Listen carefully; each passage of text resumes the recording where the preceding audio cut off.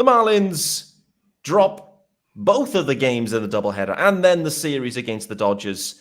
They have an off day on a Sunday, which is pretty weird. And now we head into San Diego with a spot starter coming up. This is pressure time, and this is Locked On Marlins. You are Locked On Marlins, your daily podcast on the Miami Marlins. Part of the Locked On Podcast Network, your team every day.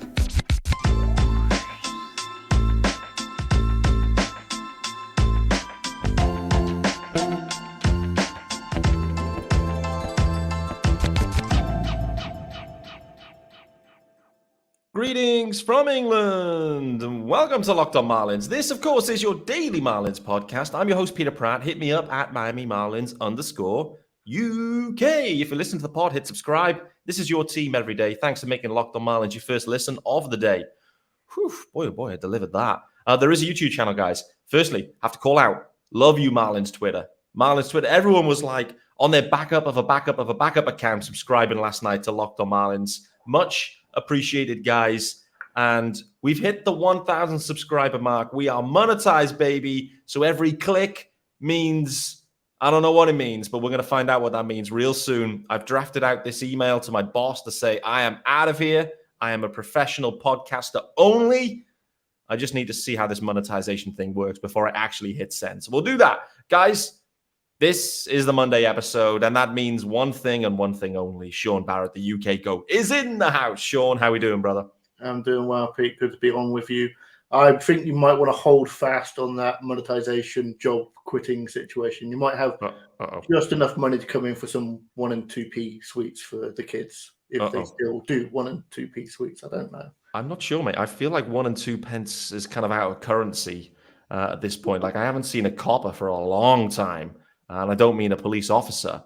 I haven't seen any of those copper coins apart from maybe Blackpool Pleasure Beach and the 1 and 2p slot machines. I am also cognizant that this podcast is primarily listened to by people in the States. Most people now are going, where the hell is Blackpool? What is a pleasure beach? Don't answer that. What are copper coins? Don't answer that either.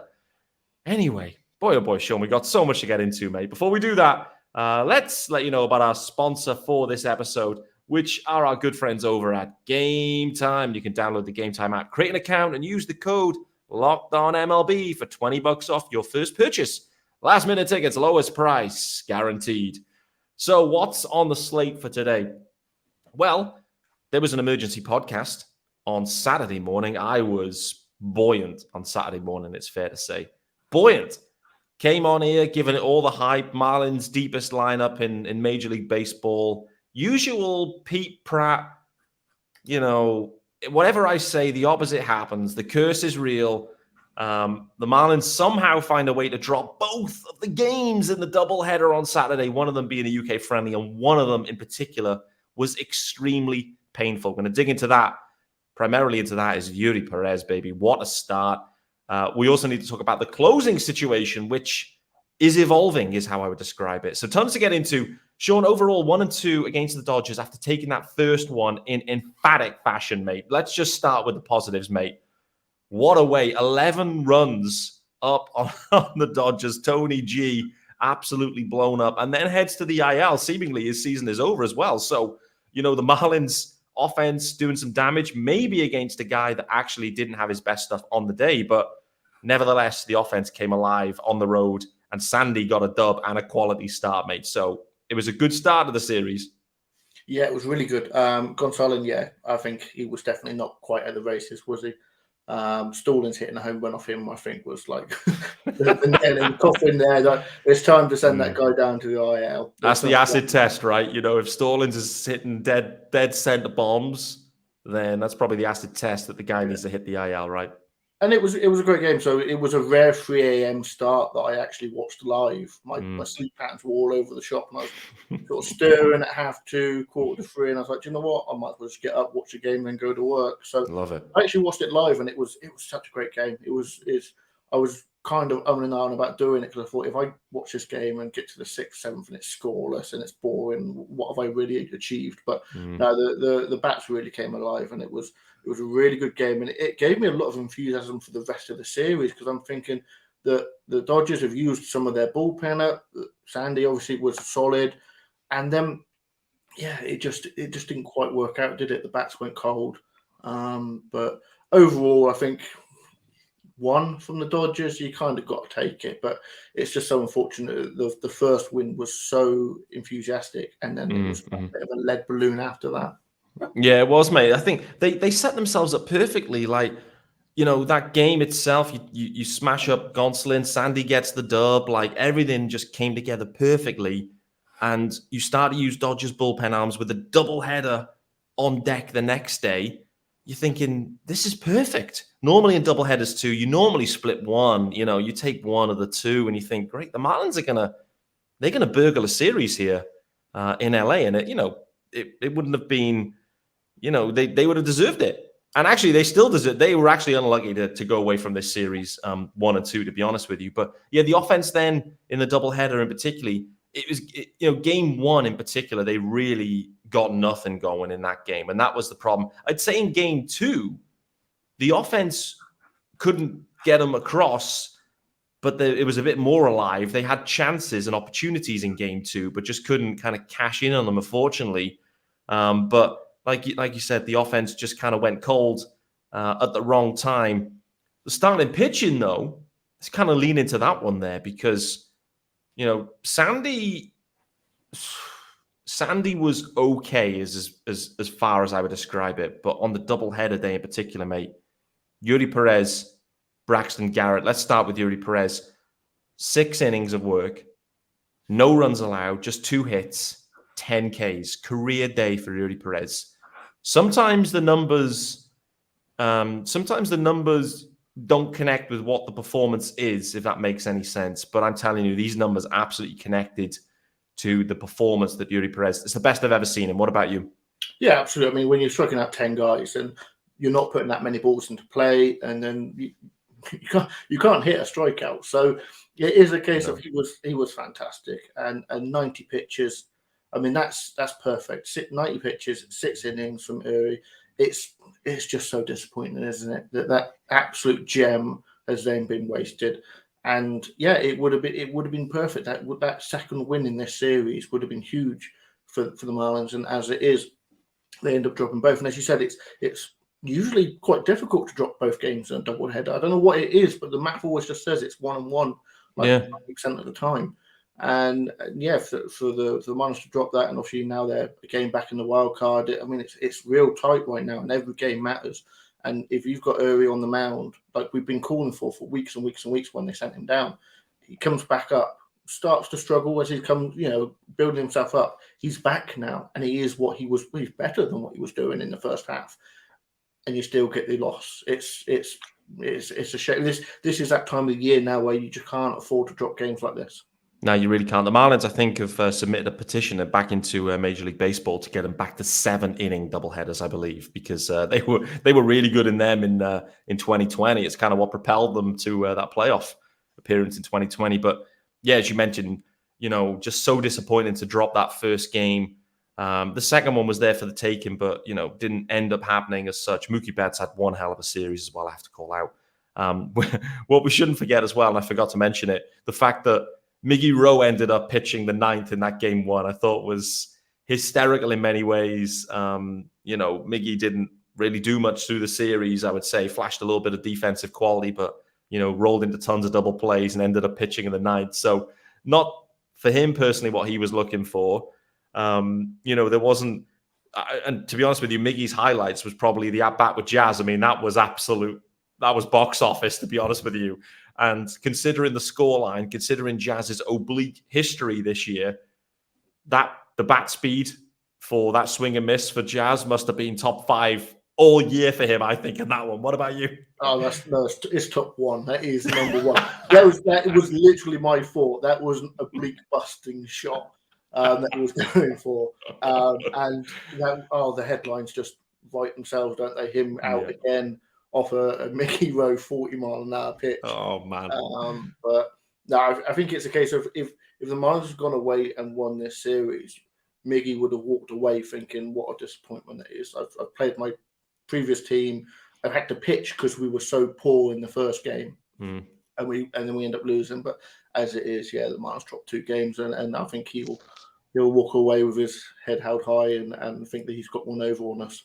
Yeah, no doubt. This is it. It's a team game, right? And Mookie carried that team, to be honest with you. What a player Mookie Betts is, no doubt. I love the way during the broadcast as well, they were doing like pound for pound comparisons with him and Jorge Soler, which I thought was really interesting as well. Mookie Betts obviously not quite the size, let's say, of Jorge Soler, but boy, oh boy, he can hit baseballs, no doubt. The Marlins dropped that game, and they dropped it because things went awry in the 8th inning with Eury Perez. We're going to talk about that really shortly, straight after this ad. It's fair to say David Robertson had a poor game on the field. He had a poor game, in my opinion, off the field also. So we're going to really dig into that one as well. But this episode, as we've already mentioned, is brought to you by our good friends over at Gametime. Yes, sir. And listen, if you are thinking about last-minute tickets and buying tickets to events anyway, then it shouldn't be a stressful situation. Gametime is the fast and easy way to buy tickets for all sports, music, comedy, and theater near you. And they've got these killer deals on last-minute tickets and their best price guarantee. Stop stressing over the tickets and start getting hyped for the fun you'll have. So forget planning months in advance. Gametime has these deals right up to the day of the event. Exclusive flash deals on tickets for football, and it's almost football season, guys. Basketball, baseball, concerts, comedy, theater, and more. The Gametime guarantee means you'll always get the best price. If you find tickets in the same section or row for less, Gametime will credit you 110% of the difference. Can't say fairer than that. You really can't. So snag the tickets without the stress with Gametime. Download the Gametime app, create an account, and use this promo code LOCKEDONMLB for $20 off your first purchase. Terms apply. Again, create an account and redeem the code LOCKEDONMLB for $20 off. Download Gametime today. Last minute tickets, lowest price, guaranteed. Okay, you are here on Monday with the UK GOAT Sean Barrett and myself, Peter Pratt, and we need to get into what I believe is one of the biggest talking points of the whole weekend. There was loads of them, actually. I've already mentioned a few of them, but David Robertson. Let's start with the decision to use the new closer. The Marlins went and traded for David Robertson as a closer, and one that, he was slotted straight in there. The Marlins ended up using him in the 8th inning in it was a 1-run game, so I get it. But the 8th inning with the mid to bottom part of the order, I found that a very interesting decision. So let's kind of start there, Sean. What was your kind of take on the use of Robertson in that role?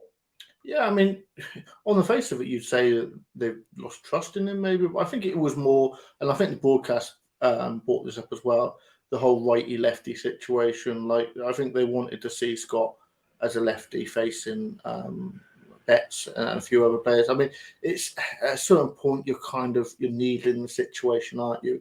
It is a case of like, just trust your guys. And we'll never know what would have happened if they'd gone Scott then Robertson. But I think it was more the case that it was lefty righty matchups that they wanted to see. And obviously in the moment or prior to the game, you'd say that Robertson would be the most trusted righty in the bullpen. So I think that's more the case of what it was. Interesting one. I often feel that, like, with the closer, for the best closers out there, it's the 9th inning. That's your inning. It's not about lanes and matchups and whatever. It's about, in the 9th inning, you come out and you do what needs to be done. The rest of the bullpen, their job is to get you there. But Robertson, if he was a legitimate shutdown closer at this point, then there wouldn't have been a discussion. Skip post-game called it out to say that it had been predetermined before they went into it, that if it's the top of the lineup, Tanner Scott's getting it. If it's the bottom of the lineup, then Robertson's getting it. I find this, the top of the order is significantly more dangerous than the bottom of the order. Let's be honest. Like, the Dodgers aren't crazy deep at the bottom part. Austin Barnes was in there. Like, it wasn't like this was an ultra powerhouse offense. And there was, Mookie's there and Freddie Freeman's there. And, I'm not buying it personally. It didn't make a ton of sense. I just get the sense that Robertson's had a rough start, and I get the sense that there's a little bit of lack of confidence in him at this point, and I do feel that he's maybe out of that role at this point. If it is to be Tanner Scott, though, this is the other interesting part, though. If it is to be Tanner Scott, we've seen Tanner Scott in the ninth, and we've seen what a rodeo that can be. And so I do feel slightly concerned here that you're maybe going to lean into Tanner Scott in the ninth inning, having seen what we've seen historically.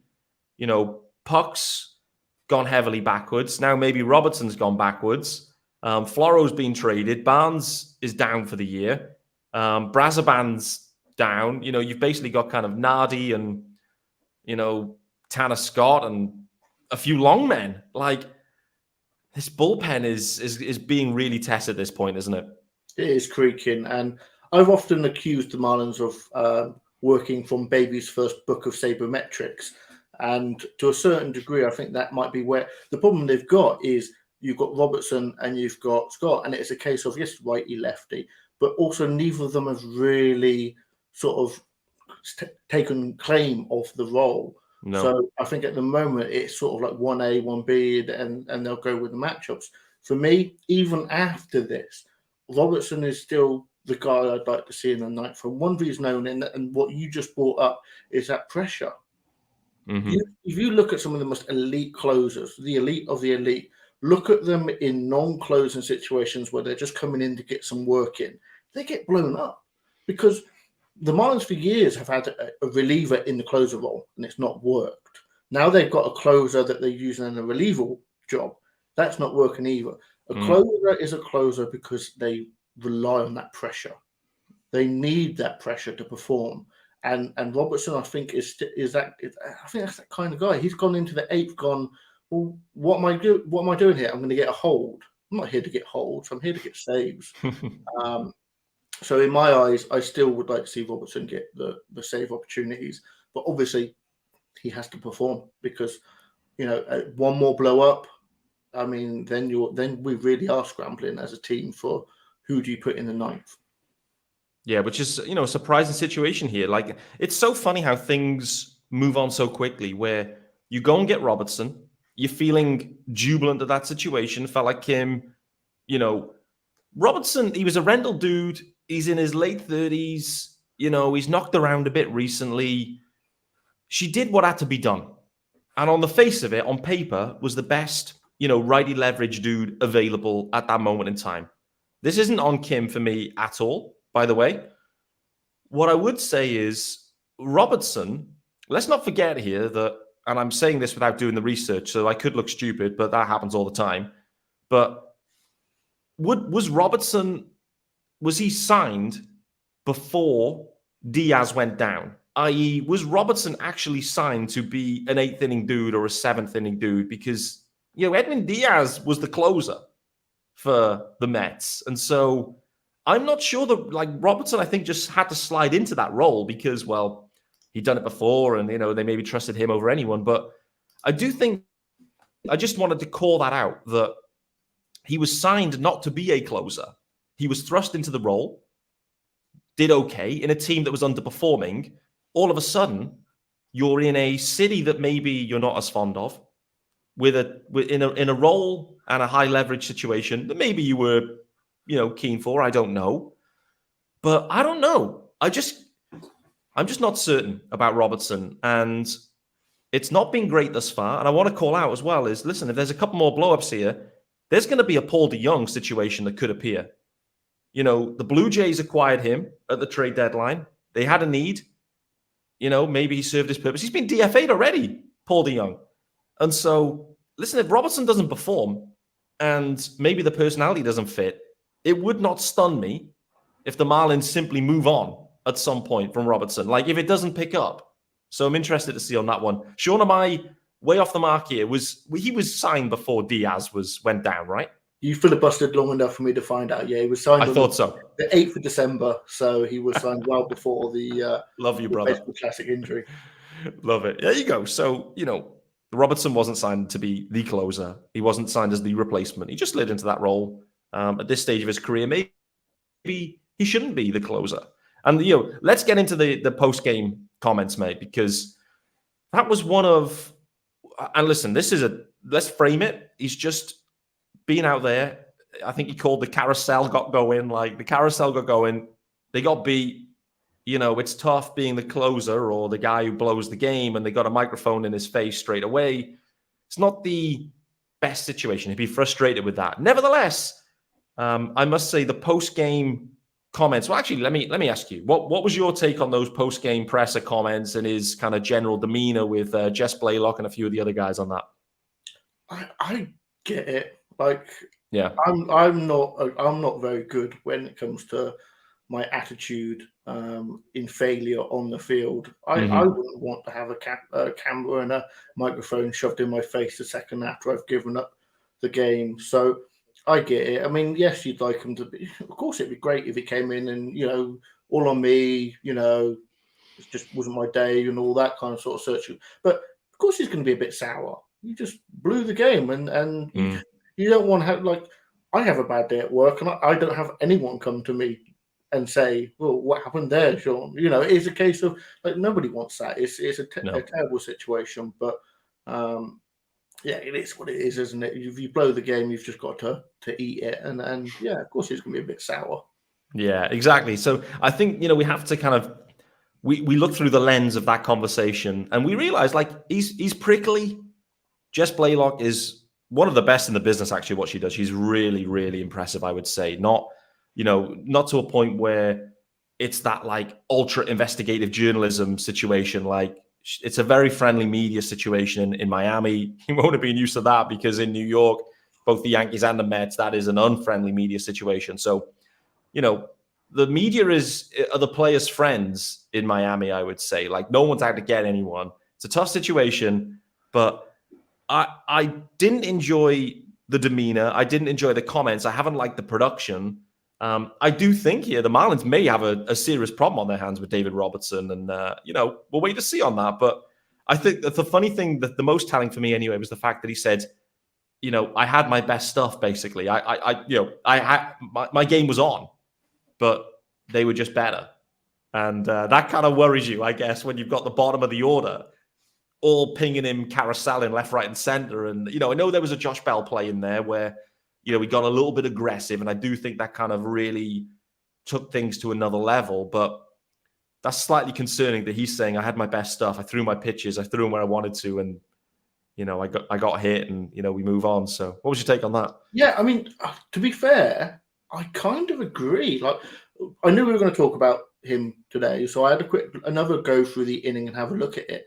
And all his pitches were down and roughly in the zone, and they were good. He also got the walk where he was nibbling a little bit. I think he could have been a bit more aggressive.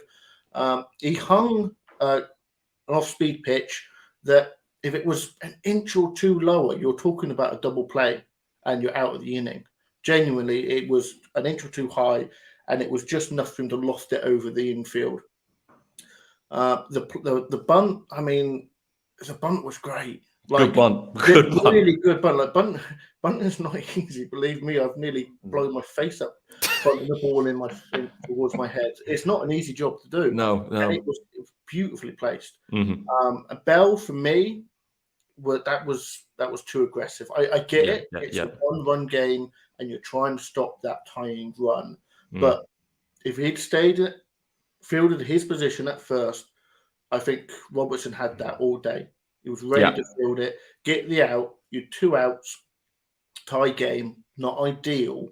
But even if he's gone in to field the ball, at that point, just you've not got it. That throw was going to be wild no matter what. Yeah.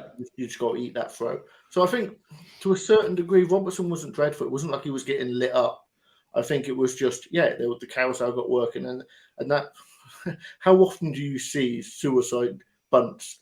I mean, it's not often, and they did it to perfection. So they did. I think you've just got to hold your hands up and say, look, they did what they needed to do in that inning.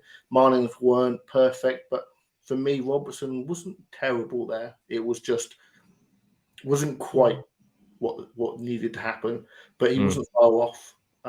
So you live to fight another day. Absolutely. Well, thanks, Sean, for going back and watching it. Sometimes you need to do that and go back with a clean clean heads, fresh eyes, go back and look at what actually happened, because it's extremely emotive when you've had a Eury Perez 6-inning 10K start that's then blown up by a dude that's been acquired, hasn't been good, and then makes all sorts of ridiculous post-game comments in some ways. That can bias you in some ways. So I'm glad you went back and watched it. And you're right, the Josh Bell play definitely had a huge impact on the overall result in that inning. So, all right, we're running a touch late, but, the Padres and Marlins seemingly going to play today. Looks like we've got Ryan Weathers spot starting. Johnny Cueto appears under the weather, is I believe how it's been phrased. So I'm not sure. I don't believe it's going to be an IL stint. So I'm interested to see the corresponding move. But Sean, for me, this isn't, for you anyway, for me and you, this isn't about the Marlins and the Padres and Ryan Weathers. This is all about Garrett Cooper revenge series. However, what you called out to me before we hit record is Coop is currently day-to-day after a hit by... I shouldn't even be laughing. I'm not laughing. Just the fact that this series has come along and Coop is day-to-day because of a hit by pitch sounds all too familiar, mate. But let's assume that Coop is on the field for the Padres in this series. Just try to explain the emotions for me that we're going through in this series for you as a fan. As a fan of what, the Marlins or of Coop, I'd love to see Coop go off and then the Marlins win the series. That's the ideal circumstance for me. Look, Coop has done in San Diego jersey exactly what he done in a Marlins jersey. He's at 115 WRC plus, which is slightly a tick above his career norms, and he's day-to-day with a hit by pitch. This is literally the Coop that I love and remember. Funnily enough, this last week, because I'm always talking about small sample size, this last week he's been on an absolute tear. 4 extra base hits, a 199 WRC plus. He's been really good recently. He's 0-4 in his last 2 games though, and including a hit by pitch. But I would love to see him on the field, just because I haven't actually watched a single San Diego game, believe it or not, while he's been there. But No, I haven't. No, I mean, I don't watch any other baseball other than the Marlins, but no. If I was going to watch any game, it would be because he's on the field. So now that the Marlins get an opportunity to play them, then yes, this is a big series for me to be able to see Coop again. It'll be just my luck that he'll be unavailable for all the games. So yeah, hopefully not. Hopefully not. Hopefully not. It looks like it's going to be Ryan Weathers, Jesus Luzardo, and Sandy Alcantara going in Game 3. Big series here for the Fish. Obviously, the Padres loaded with talent, just haven't been able to consistently put it, in terms of create, from a production perspective and wins and losses. They just haven't pieced it together. There's rumors of various kind of clubhouse-related issues and whatever. I don't know. I did feel like after the deadline, it wouldn't stun me if the Padres went on some sort of crazy run and got in, but I feel like they might be leaving it a touch late. I don't know. I mean, this wild card race, as you've already mentioned, mate, is so tight now. The Giants coming backwards into it too. The Cubs look like they've got a really soft schedule. So, like, the Cubs all of a sudden feel like they're favorites. But, if the Giants have slid backwards. So, for me, there's 2 spots up for grabs. I think the Phillies probably have enough to take at least one of them spots. So it's maybe 2 spots up for grabs. 5 clubs in the mix? It's going to be, and this is the point. You go back to the wild card, why these changes are made. These changes are made specifically for this situation where you've got middling teams, really, all fighting to get in. But it means that these middling teams, the fan bases, are still fully engaged. And that's the point. That was the point of doing this. Cubs were buyers. Marlins were buyers. Other years, maybe the Cubs would have sold off. But this year, they were encouraged to go for it because, well, that wild card 3 could be there. Next thing is Cubs get hot. Cubs could get in. So, a lot of people aren't the biggest fan of Rob Manfred and et cetera, but I have to be honest, a lot of the changes that they've made recently, I think, have been overall positive. I struggle to see any negatives, really. Other, people have their own opinions, but, it is what it is. So, Ryan Weathers against his former club. I mean, this is a really intriguing situation and a landing spot for Ryan Weathers where, like, he will know the hitters will know him.